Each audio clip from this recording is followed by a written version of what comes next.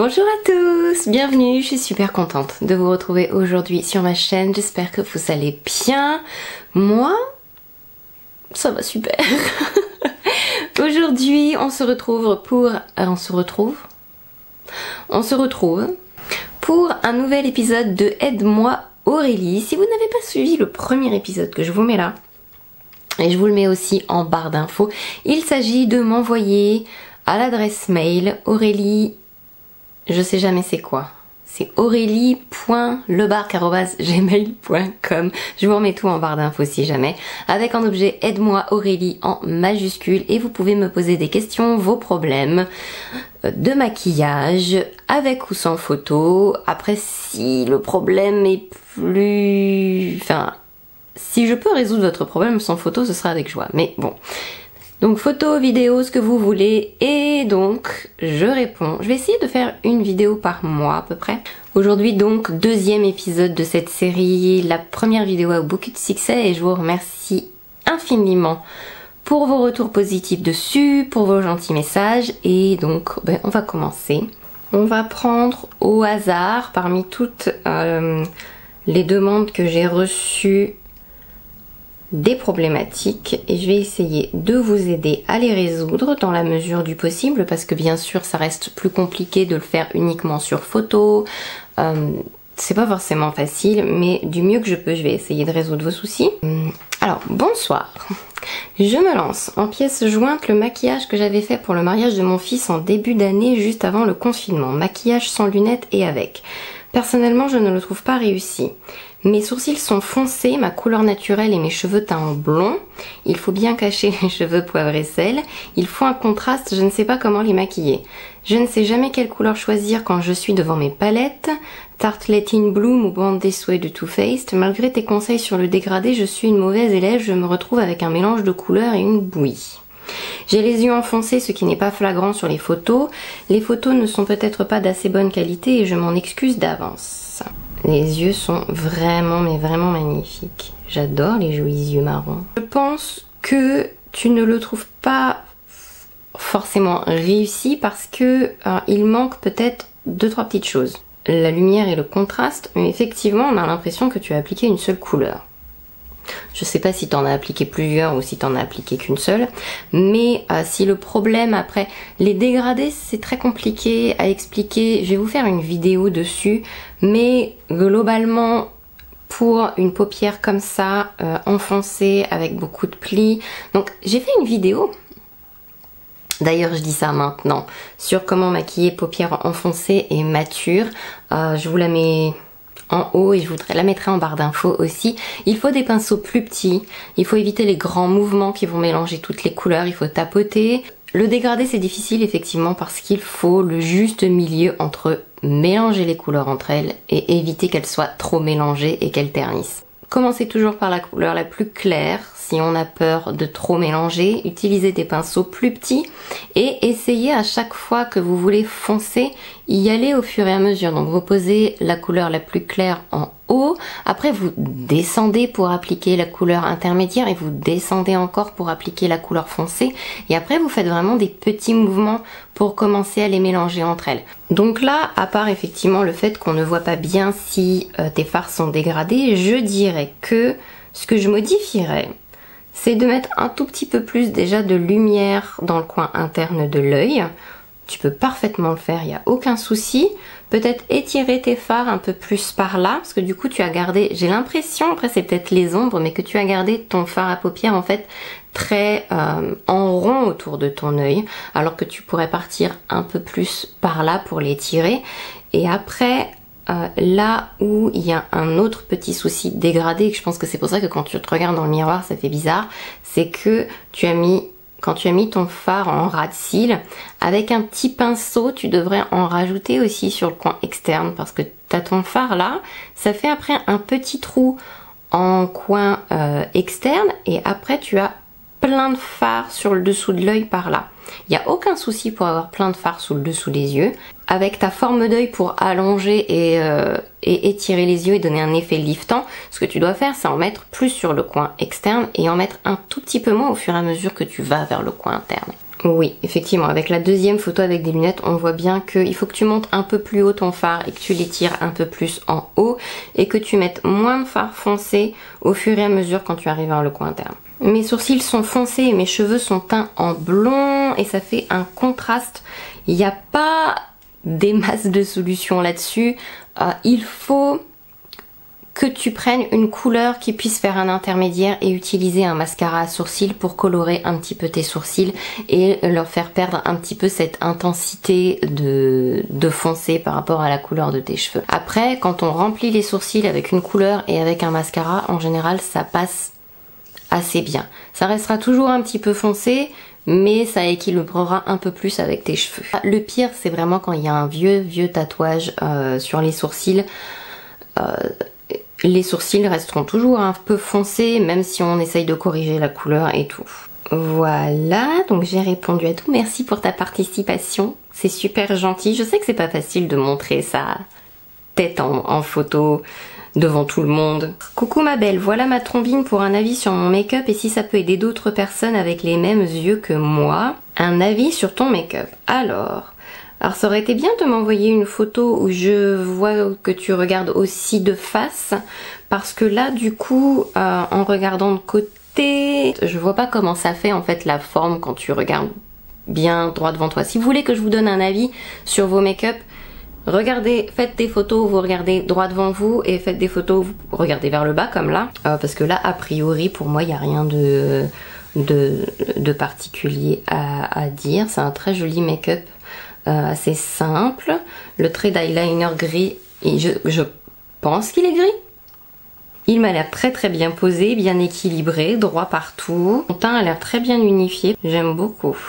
Ça te fait une peau toute veloutée. J'ai pas l'impression que t'aies mis de fard pour structurer ton regard ou j'ai l'impression qu'il manque. Moi, quand je regarde la photo, je vois uniquement un fard irisé sur la paupière. Donc, mais je suis pas sûre, vu comment la photo est prise. Après, la couleur des sourcils par rapport à tes cheveux, c'est très bien. Je dirais quand même que tu pourrais dessiner même encore plus à l'intérieur et les étoffer encore un petit peu plus. Ça donnerait un coup de jeune au visage. Plus on vieillit et plus on a les sourcils qui deviennent clairsemés et les remplir et leur donner un petit peu plus d'épaisseur, ça donne vraiment un coup de jeune. Je me suis abonnée à votre chaîne depuis quelques temps et j'ai vu le nouveau concept de vidéo que vous proposez, donc je me lance, même si je suis assez complexée par les photos et mes yeux que je trouve très asymétriques. D'ailleurs, est-il possible d'estomper ça avec le maquillage? On peut toujours rêver. J'ai fait un essai de maquillage que je n'ai pas l'habitude de faire, foncé, coloré. Pouvez-vous me donner des conseils sur ce maquillage? Je pense que mes yeux ont les paupières tombantes. Est-ce le cas? Je pense aussi que mes sourcils ne vont pas. Ils ne vont pas assez vers l'intérieur, mais je précise que je ne les épile pas. Je vous remercie pour votre réponse et pour votre aide. Merci beaucoup. Bien, merci à toi. Alors, regardons ton maquillage. Pas de surprise, tu as bien les paupières tombantes. Donc là, déjà, tu ne t'es pas trompée. Après, les choses à modifier. Alors, les sourcils, je vais commencer par là. Ça arrive, même sans épilation, que l'implantation des sourcils commence un peu tard par là. C'est pas grave en soi, mais c'est vrai que quand les sourcils sont bien dessinés, vous voyez la ligne, je vais prendre un crayon. L'avantage en fait, normalement les sourcils, pour équilibrer correctement le visage, vous partez de la pointe de votre nez comme ça et vous remontez. À cet endroit-là, c'est l'endroit idéalement où devraient commencer vos sourcils, ou du moins les quelques poils pour ombrer vos sourcils. Disons que ça aide dans la structure du visage à diminuer aussi la taille du nez. Plus les sourcils sont très courts et pas très loin, et plus le nez a l'air gros en fait. Donc si vous avez un petit nez de base, je dirais que c'est pas très gênant que ça parte de plus loin. Après c'est vrai que moi je trouve ça quand même plus harmonieux, mais bon, c'est pas une obligation. Là, ce qu'il est possible de faire, c'est d'essayer d'ombrer un peu plus. D'ombrer un peu plus, de mettre un peu de gel et de faire des semblants de poils ou utiliser les feutres à sourcils. C'est ma découverte là, c'est un truc de ouf. Ça fait des poils. Vous voyez, j'ai rempli mes trous là, on dirait que j'ai mis que des vrais poils, c'est formidable. Ensuite, la couleur des sourcils, elle a l'air nickel. Par contre, je leur mettrai un petit coup de gel pour qu'ils tiennent bien, pour bien les peigner. Après, pas grand chose à dire de plus. Ensuite, le maquillage des yeux pour rééquilibrer. Alors, Équilibrer les yeux qui sont asymétriques, c'est possible, mais ça reste quand même que du maquillage, donc ça va pas faire un effet Photoshop, mais c'est toujours, on va dire, un peu rattrapable quand même, pour que ça ait l'air un petit peu plus harmonieux, ou au moins que les deux yeux aient l'air de la même famille, et pas des cousins tellement éloignés que... Quand vous vous regardez dans le miroir, juste essayez de rattraper avec les ombres et les lumières l'autre œil en fait. Si votre œil est un peu plus grand d'un côté, montez un peu plus haut les fards sur lesquels l'œil est plus petit. Il n'y a pas grand chose d'autre à faire, c'est juste essayer de contrebalancer avec les ombres et les lumières. Dit comme ça a l'air hyper facile, c'est un peu moins facile en pratique, mais c'est comme ça que ça se rééquilibre. Ensuite, ce que je rajouterais, moi, tu pourrais monter un tout petit peu plus haut ton fard, avec un fard plus clair que celui que tu as mis, parce que moi là, quand je regarde, j'ai l'impression que tu as mis un seul fard bleu. Il faudrait au moins, à la limite, en mettre deux pour que ce soit plus facile à estomper. Les bleus sont très difficiles à estomper, donc aide-toi avec un fard bleu plus clair pour pouvoir estomper l'autre. Et tu peux monter un peu plus haut encore que là où il y a ton pli palpébral, donc ton pli de paupière qui tombe. Ensuite, il manque pour moi un petit peu de crayon autour de l'œil pour définir. Tu pourrais descendre aussi un tout petit peu plus bas ton fard en dessous, mais avec un smoky comme ça, vraiment le crayon en haut et en bas, c'est hyper important qu'il n'y ait pas de blanc, qu'on voit pas la couleur de chair de vos yeux en fait. Il faut que ça fasse vraiment un cadre. Vous voyez? Comme ça qu'un smoky est beaucoup plus beau. Et ensuite je mettrai un petit chouï là de quelque chose, parce que je trouve que du coup il manque... Faut pas être timide sur le petit coin interne là, mettez quelque chose. C'est important. Et sinon c'est tout. Le bleu te va très bien, il faut pas croire. C'est pas parce que vous avez les yeux bleus que vous ne pouvez pas porter de bleu, c'est faux. Vous pouvez parfaitement porter la couleur que vous avez envie. C'est juste après les couleurs qui vont faire ressortir bleu ou mettre en valeur encore plus le bleu, mais vous pouvez parfaitement porter du bleu si vous avez les yeux bleus ou du vert si vous avez les yeux verts. Il n'y a pas la police du make-up qui va vous tomber dessus de toute façon. Sinon tes cils sont bien courbés, le bleu est très joli. Ça m'a l'air bien posé sur la paupière, j'ai pas l'impression de voir de trous. Après c'est juste, ne sois pas timide, monte plus haut, estompe avec une couleur plus claire. Et là, faut pas oublier de mettre un petit quelque chose pour que ça... Faut vraiment que ça entoure l'œil.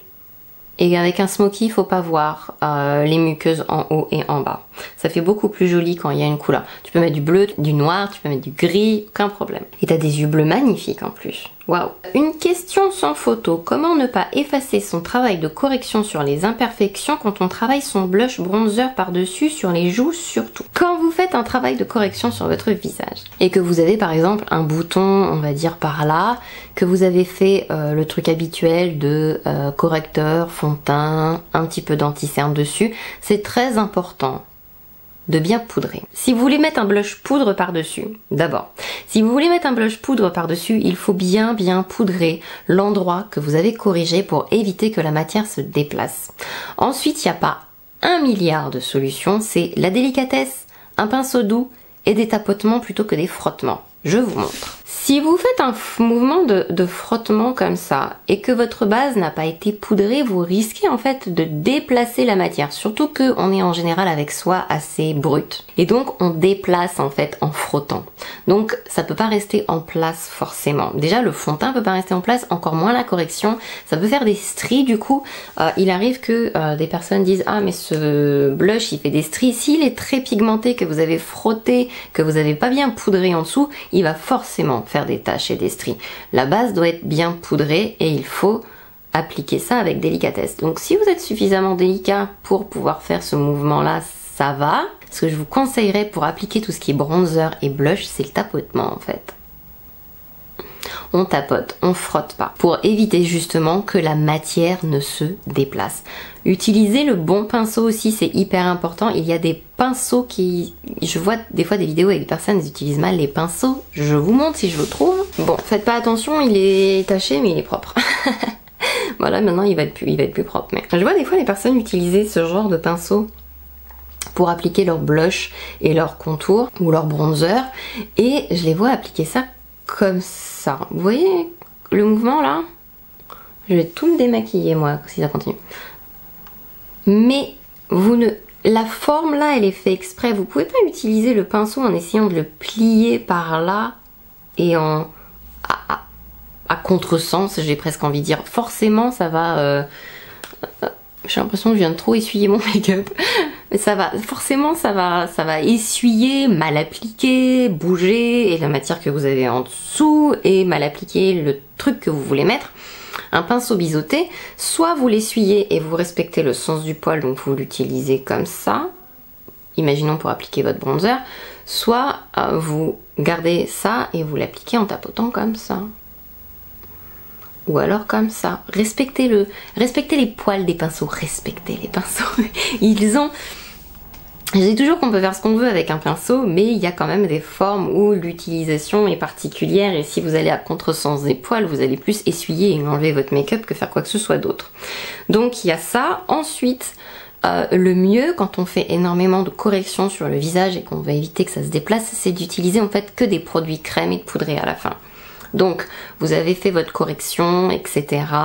Et là l'idée c'est d'appliquer un blush crème, de le tapoter.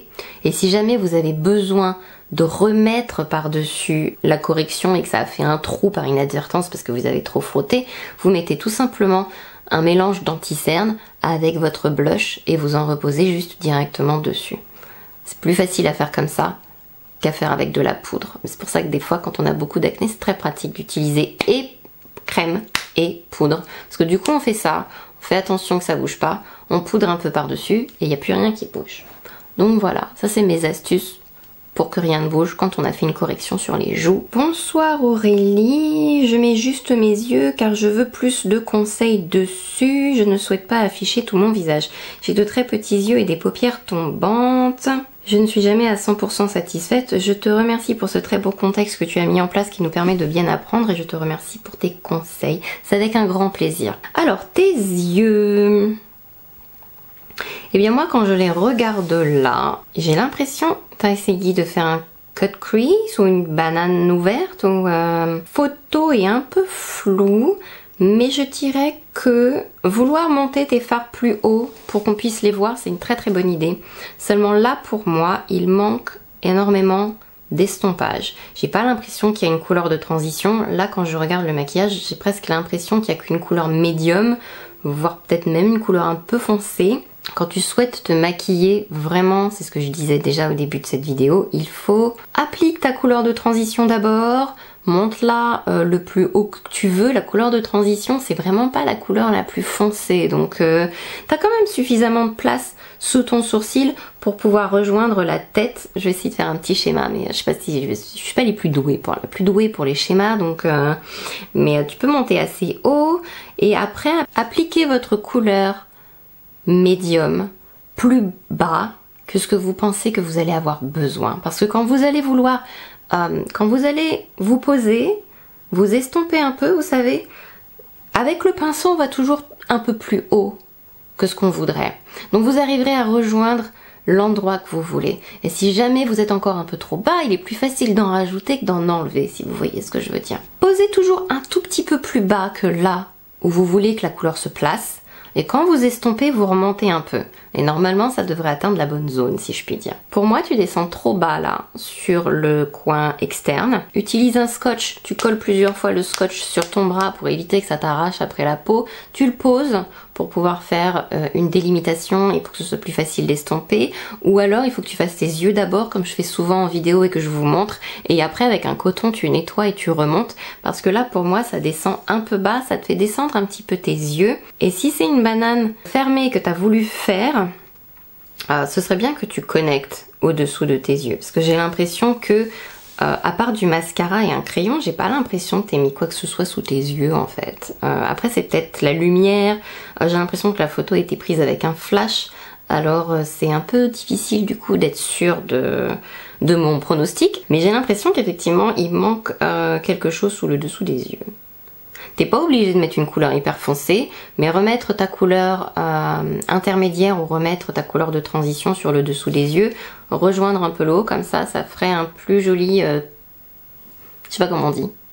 Ça serait plus joli. Après tu regardes pas exactement en face, mais je pense qu'effectivement ta couleur foncée va trop...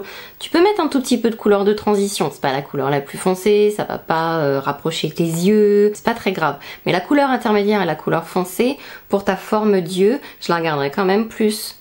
je vais essayer de faire un petit schéma, mais je la regarderai quand même plus par là et je laisserai cette zone là ou avec rien, enfin avec rien je me comprends, ou avec une couleur de transition, mais pas plus. Ça te fait une belle racine de cils. Je sais pas si t'as mis des crayons, un crayon en haut, ça a l'air, c'est très très bien. Voilà, j'espère que ça va t'aider un petit peu en tout cas, et je te remercie d'avoir osé quand même participer et d'avoir mis la photo de tes yeux.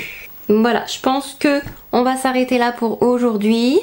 Merci à toutes celles qui ont participé, j'espère pouvoir refaire prochainement ce type de vidéo, donc n'hésitez pas à m'envoyer vos questions, vos photos, vos problématiques, donc à l'adresse mail que je vais mettre en bas dans la barre d'infos avec aide-moi Aurélie en majuscule pour que j'arrive à vous retrouver dans le flux, parce que là déjà j'ai mis 10 minutes à vous retrouver.